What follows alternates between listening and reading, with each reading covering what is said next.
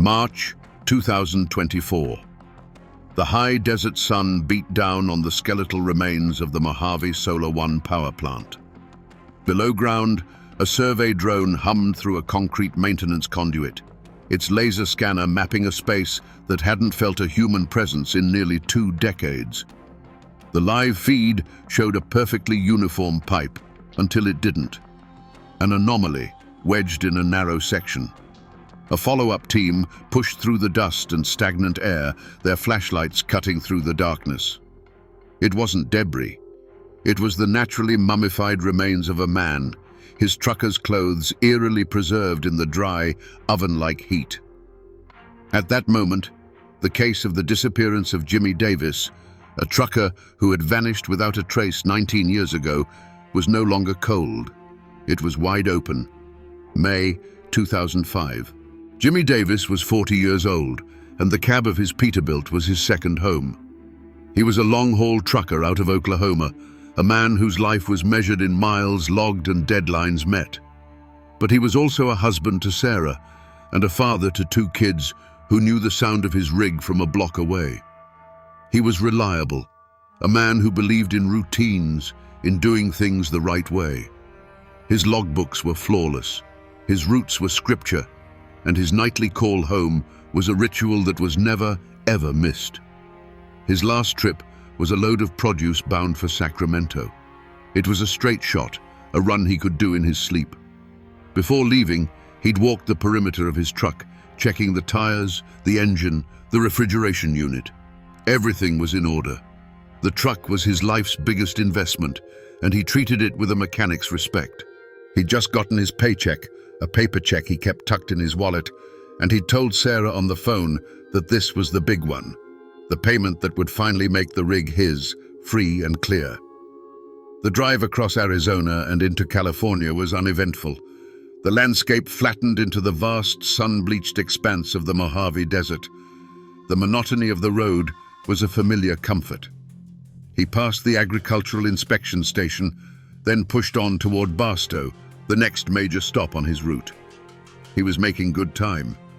His last call to Sarah was cheerful, routine. He told her he was feeling a bit of fatigue setting in and might pull off the interstate for a quick 45-minute nap before getting back on the road. It was safer that way. He promised he'd call her back from his dinner stop in an hour, maybe 2. She told him to be safe and that she loved him. He said he loved her too. The call ended. It was the last time his family would ever hear his voice. The sun began to dip below the horizon, casting long, distorted shadows across the desert floor. His truck was spotted on a security camera, pulling out of a fuel station on the edge of Barstow. The headlights cut a path onto the on-ramp for Interstate 15 North. He was back on his route, heading toward the next leg of his journey.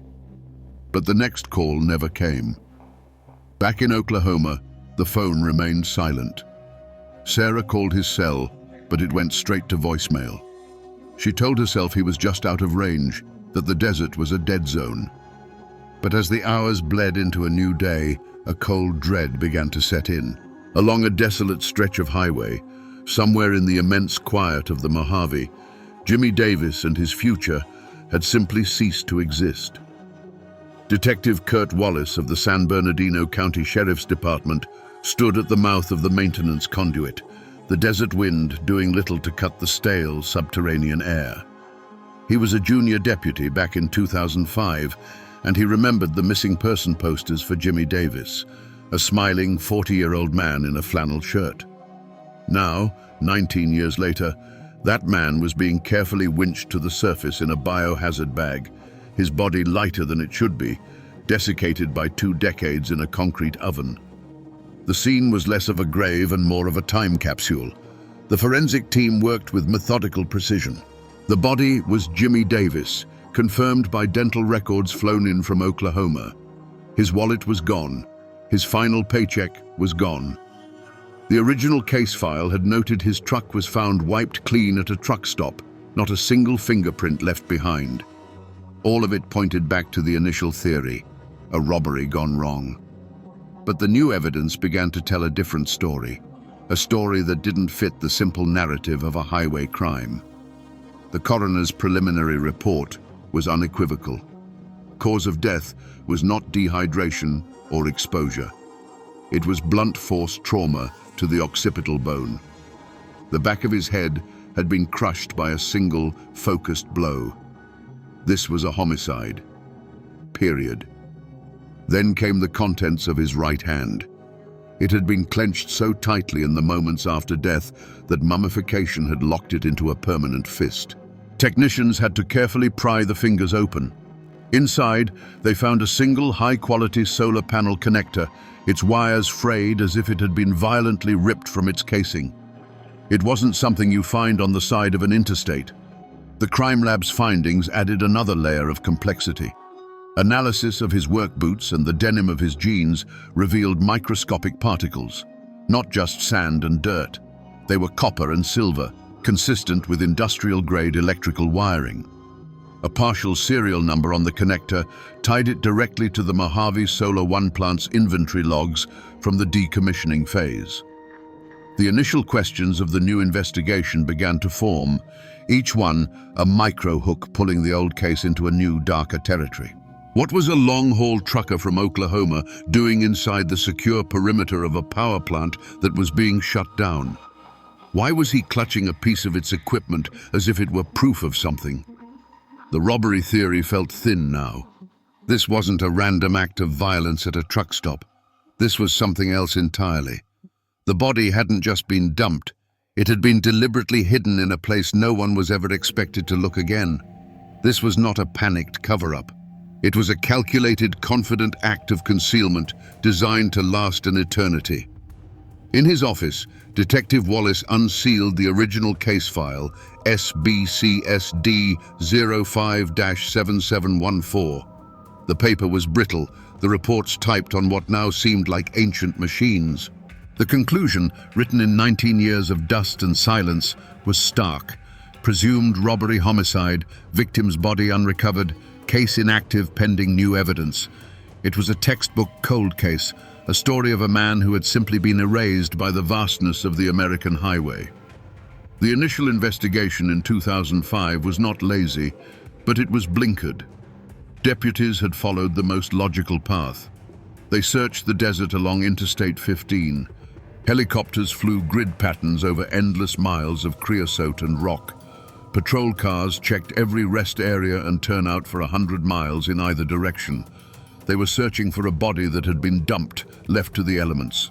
The logic was sound, but the premise was flawed. They were looking in the wilderness, not inside a fortress of concrete and steel. When detectives made their initial inquiries, they did, in fact, contact Mojave Solar One. The plant was in the final stages of being decommissioned, a hive of carefully managed activity. The call was routed to the head of security, a man named Russell Price. The log of that call was brief and clinical. Price reported that all security protocols were in place. No unauthorized individuals had been on the property. No vehicles had breached the perimeter. He was helpful, professional, and absolute. The conversation ended, and with it, a critical avenue of investigation was sealed shut. This initial denial was bolstered by the plant's corporate ownership. Facing a sensitive and expensive decommissioning process, the last thing they wanted was a homicide investigation connected to their property. Their legal team managed all external communications, and their message was consistent. The disappearance of Jimmy Davis was a tragic highway crime that had no connection to their operations. They weren't actively obstructing justice. They were simply protecting their interests, building a wall of corporate procedure and plausible deniability that effectively redirected the sheriff's department's attention back to the empty desert. The result was a perfect storm of misdirection, a plausible, if incorrect, theory of the crime, an impossibly vast search area, a key witness who was actually the killer, and a corporation that prioritized its public image over a thorough inquiry. The silence that fell over the case was not merely an absence of leads. It was a carefully constructed barrier built from procedure, denial, and fear. For 19 years, that barrier held. It did more than just hide the body of Jimmy Davis. It allowed his killer to walk free, to grow old, to blend back into the quiet life of a suburban neighborhood. The silence was not just negligence. It was an act of complicity that had frozen a family in a state of unresolved grief and allowed a murderer to believe he had committed the perfect crime. The 19-year gap was a chasm. Detective Wallace's team started with the human element, tracking down the ghosts of Mojave Solar 1. They were scattered across the country now, retired, in their 70s and 80s. The first few interviews yielded little more than faded memories and the bitter taste of a company that had shut down and left them behind. They remembered the heat, the long hours, the uncertainty of the decommissioning. They did not remember a missing trucker. The name Jimmy Davis meant nothing to them. One former maintenance worker, interviewed at his home in Arizona, recalled the security chief, Russell Price. "A hard man," the worker said, his voice raspy. "By the book. You didn't cross him. Everything had to be logged, everything locked down. He ran that place like his own little kingdom, especially at the end."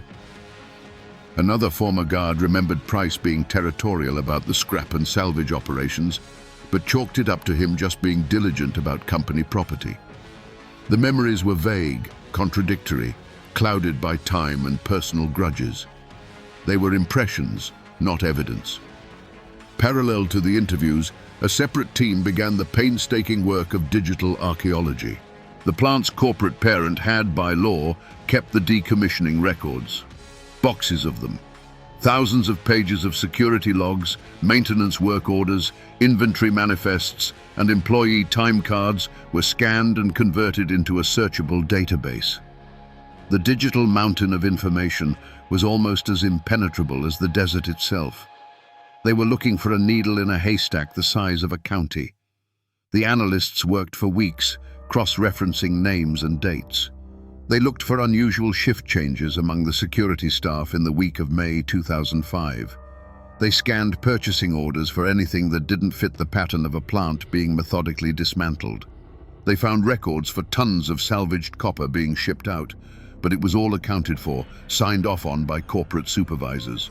The paper trail was meticulously clean, a testament to Russell Price's by-the-book reputation. For a time, the effort seemed fruitless. The investigation was drowning in mundane data from a forgotten time. Dozens of minor security incidents were logged that month: a coyote sighting near the perimeter fence, a malfunctioning gate latch, a tourist taking pictures from the highway. Each one was a dead end, a footnote in the plant's final days. Then, an analyst flagged a single entry. It was an incident report filed on the 2nd of May 2005, just 2 days after Jimmy Davis made his last call home. The report was filed by Head of Security Russell Price himself. It documented minor vandalism at the access hatch for Maintenance Conduit 7B. The report stated the heavy steel cover had been found slightly ajar, with pry marks on the edge. The action taken was simple and direct. Price noted he had personally inspected the conduit, found nothing amiss inside, and then secured the hatch with a new, industrial-grade padlock. It was a routine report, a minor detail in the grand scheme of shutting down a multi-million-dollar facility. But to Detective Wallace and his team, reading it in 2024, it was a flare fired in the dark. It was the first official document that placed a specific person of interest at a specific time, at the exact location where a body had been hidden for 19 years. The connection was copper. Microscopic particles on Jimmy Davis's clothes and a power plant being stripped for salvage. Detective Wallace was certain the motive wasn't a simple robbery on the highway. It was a theft in progress that was interrupted. The investigation pivoted. They began searching old law enforcement databases for informants and known associates who dealt in stolen scrap metal in the Barstow area circa 2005. They got a hit. A low-level dealer who had once mentioned getting high-grade copper from a security guard at the Mojave solar plant. That dealer was now serving a 15-year sentence in a state prison for an unrelated string of burglaries. Wallace went to see him. The man was older, weathered, and had nothing to lose by talking about a 19-year-old misdemeanor. He admitted it. He'd bought copper wire from a guard at the plant, no questions asked. He said the guard was a guy named Frank Miller. Miller, he claimed, was always looking for extra cash and knew which scrapyards paid well and didn't fill out paperwork. The theory solidified almost instantly. Frank Miller, a security guard with access, a motive, and a known outlet for stolen goods. The investigative team dug into his life. Miller had a history of financial trouble and had been reprimanded twice for minor infractions at the plant. He fit the profile perfectly. The narrative seemed clear. Miller was stealing copper. Jimmy Davis stumbled upon him. A confrontation occurred, and Miller killed him in a panic. He then hid the body in the conduit. It explained everything. The only problem was, Frank Miller had died of a heart attack in 2012. It seemed the case would be closed by identifying a deceased killer. The team spent the next week building the case against a dead man. They gathered Miller's employment files, his financial records, his disciplinary history. They were preparing to close the book on the murder of Jimmy Davis, attributing the crime to Frank Miller. The file was nearly complete. All that was left was to finalize the timeline, a procedural formality. They cross-referenced Miller's time cards with the estimated date of Jimmy's disappearance. Then, the theory collapsed. It didn't just crack, it disintegrated. According to the plant's own certified payroll records and confirmed by 3 separate family members, Frank Miller was on approved leave for the entire week Jimmy Davis vanished. His wife had gone into early labor. On the night a trucker from Oklahoma was killed and hidden in a concrete pipe in the Mojave Desert, Frank Miller was over 500 miles away in a hospital in Reno, Nevada, holding his newborn son. The alibi was absolute, documented, and irrefutable. The perfect suspect was an impossible one. The investigation had hit a wall of solid fact, and they were back to a single, unanswered question. If it wasn't Miller, then who? The collapse of the Frank Miller theory was a frustrating setback, but it served a critical purpose. It confirmed that the theft of copper was not a lone wolf operation. It had to be someone with more authority, someone who could not only commit the crime, but also manipulate the records to cover their tracks or frame a subordinate. The circle of suspects tightened, drawing itself around a single name: Russell Price, the head of security. The man who had controlled the logs, the schedules, and the narrative from day one. But Wallace had no hard evidence, only a strong professional hunch. He decided on a flanking maneuver. Instead of confronting Price directly, he would re-interview everyone who was ever close to him. That led him to Brenda. The divorce had been finalized in 2008. She now lived in a small, tidy house in a different state, hundreds of miles and a lifetime away from the Mojave. When Wallace and a female detective arrived, she was hesitant, her eyes filled with a fear that was nearly 2 decades old. Wallace was patient. He didn't ask about a murder. He asked about Russell. He asked about the spring of 2005. He assured her, quietly and firmly, that her ex-husband was now just an old man, that he had no power over her anymore, that this was about getting answers for a family that had been waiting for 19 years. He showed her a photograph of Jimmy Davis, young and smiling, with his wife and children. That was the moment the dam broke. Brenda began to weep, deep, shuddering sobs that carried the weight of 19 years of silence. Through her tears, she told them about a night in late April or early May, a night she could never forget. Russell had come home hours after his shift was supposed to end. He was frantic, his eyes wild. His security uniform was torn at the shoulder, and there were dark reddish-brown stains on the pants, which he claimed were just grease from some equipment. He smelled of sweat and something metallic. She said he didn't speak a word to her. He went straight to the backyard, to the old steel barrel they used for burning trash. He stripped off his uniform and his work boots, doused them in lighter fluid, and set them ablaze, standing over the fire until there was nothing left but ash. He was obsessive, paranoid, looking over his shoulder at the empty desert night. Then came the detail that turned the case from suspicion to certainty. Brenda told them that after burning his clothes, he came back inside and went to the garage. She followed him, watching from the doorway. He was at his workbench, under the harsh glare of a single bare bulb, meticulously cleaning a heavy, industrial-grade torque wrench, the kind used for tightening the large mounting bolts on the solar panel arrays. He wiped down every inch of it, scrubbing it with a wire brush and solvent, a frantic, desperate energy in his movements. She had never seen him clean a tool like that before, not with such methodical, terrifying focus. She knew then, in her gut, that the grease on his pants wasn't grease, and she had been too terrified of him to ever say a word. Based on Russell Price's confession and the totality of the evidence, the final hours of Jimmy Davis's life can be reconstructed with chilling clarity. It began with a simple, responsible decision. Fatigued from the long drive, Jimmy pulled his rig off Interstate 15 near Barstow, looking for a quiet, secluded place to take a short, regulation nap. He saw the high fence and the silent towers of the decommissioned Mojave Solar One plant. To a trucker, it looked like the perfect spot, isolated, secure, and undisturbed. He parked his truck out of sight from the main road and got out. It was then that he saw it. An unmarked van parked near a pile of industrial scrap, and a man in a security uniform, Russell Price, loading heavy spools of copper wiring into the back. Jimmy, a man who lived by logbooks and rules, immediately knew he was witnessing a significant theft. He approached Price, not with aggression, but with the straightforward conviction of a man who believed in doing the right thing. An argument ensued.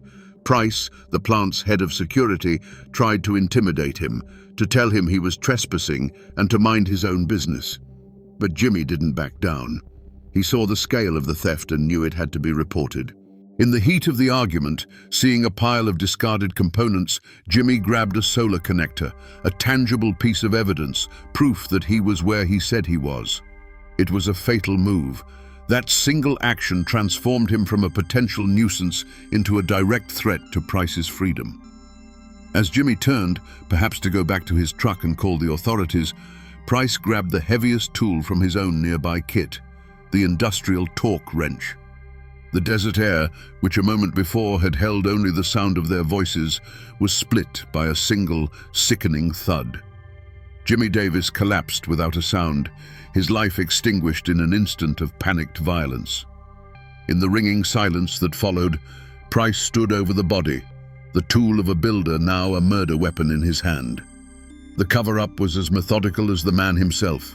Price knew every inch of the plant, including the vast network of underground conduits.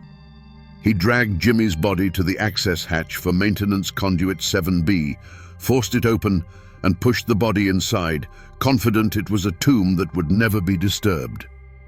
He then drove Jimmy's Peterbilt miles away to a busy truck stop, a logical place for it to be found.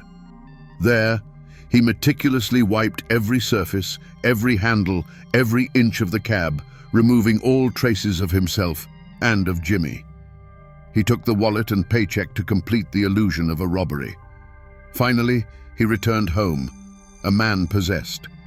He burned his stained uniform in the backyard barrel, erasing the primary evidence.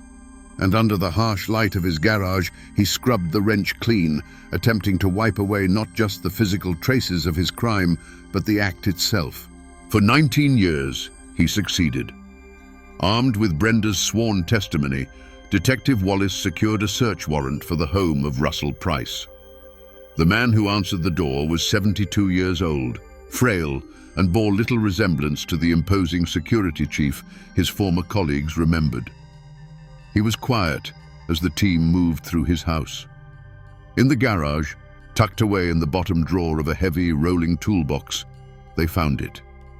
The industrial torque wrench. It was clean, almost unnaturally so, but forensics is a patient science. Deep within the textured grip and near the seam where the head met the shaft, the lab found what 19 years of quiet dread could not erase: a microscopic trace of oxidized blood. DNA testing confirmed it belonged to Jimmy Davis.